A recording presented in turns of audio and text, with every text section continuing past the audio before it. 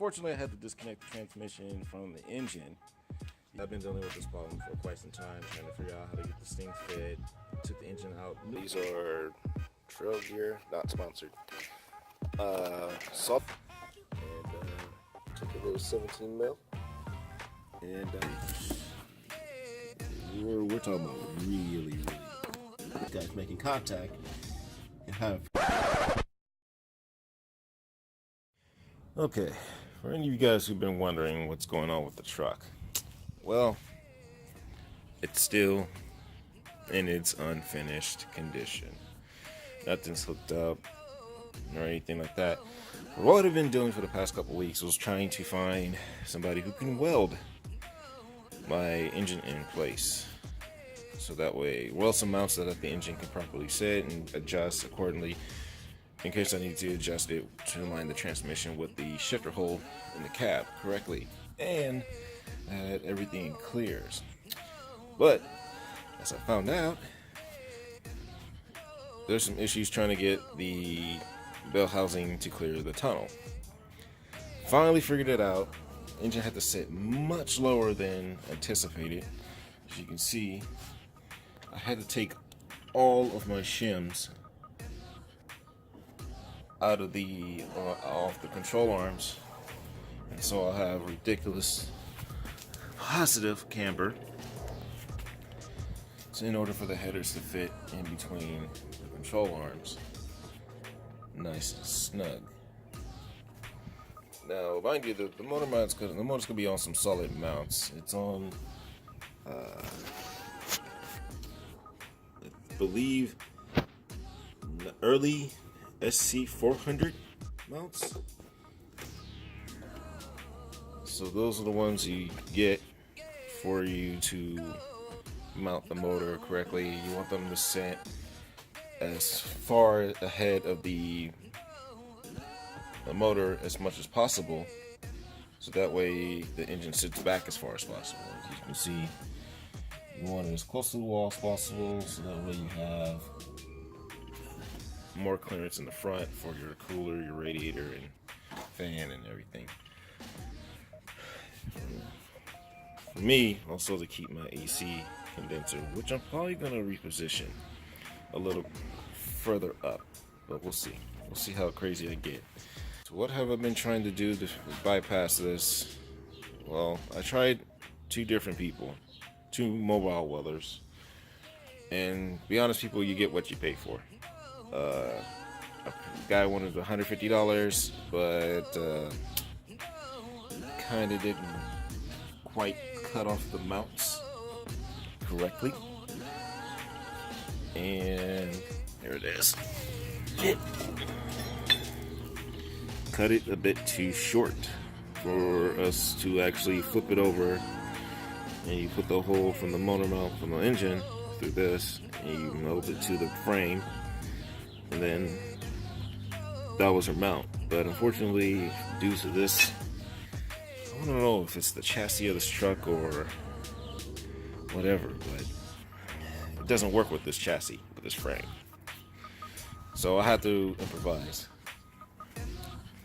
Went and bought some tubular steel, 1/8 inch thick.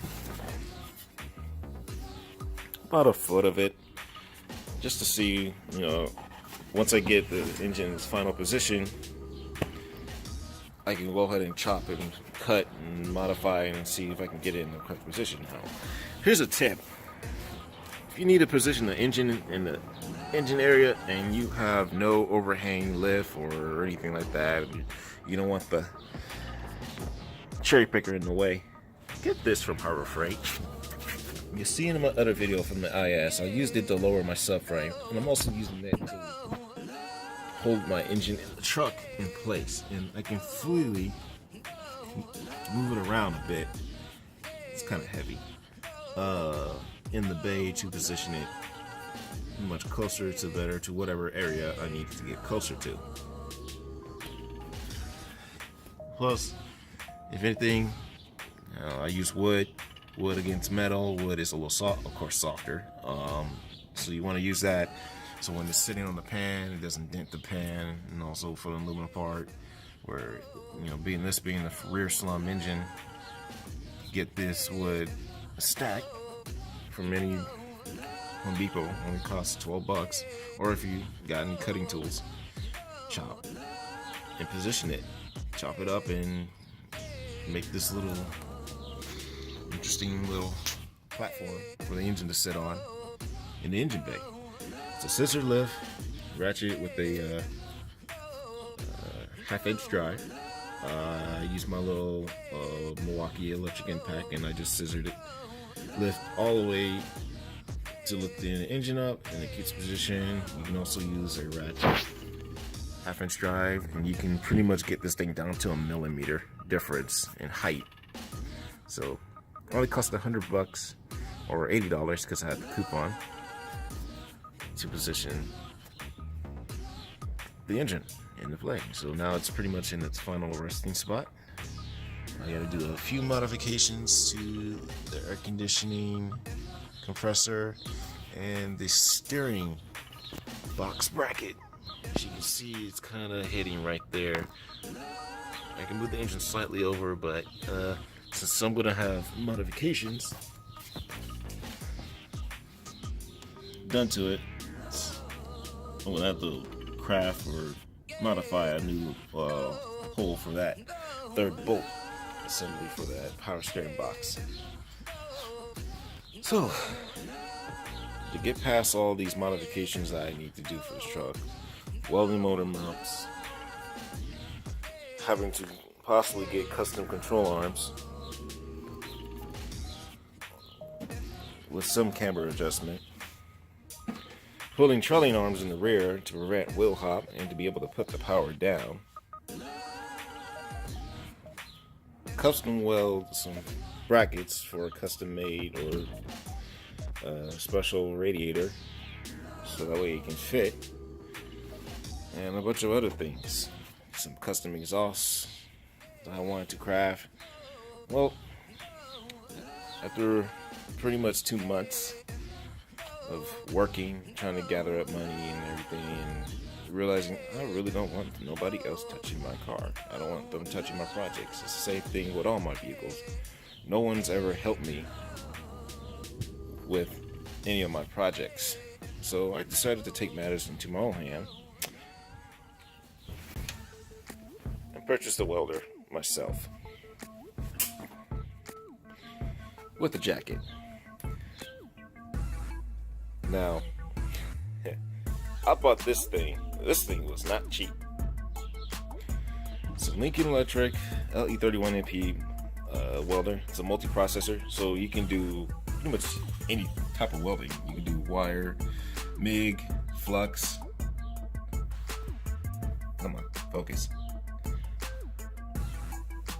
MIG, flux, TIG, stick, you name it. It's only a 140 watt, but it seems to be pretty enough for it to do the job. I have been practicing. This I never welded before, so I say things are looking good. Seems that this is holding on to a brake rotor from a Toyota Highlander pretty well. Also, I'm doing a little. Now this is flux core, by the way. This is the dirtiest welding you can do on anything. Is all the splatter and stuff like that. But something I'm learning to do. I'm of course learn everything that this machine can do. I'm gonna learn to do stick. I'm gonna learn to do MIG with gas. I'm also learning with flux because I don't have a gas can. That's gonna be next on the list. And go from there. Of course, I'm not going to weld anything on this truck until I'm 100% confident in my welds. This takes practice plus tuning, get the machine in the correct settings to make it a good weld.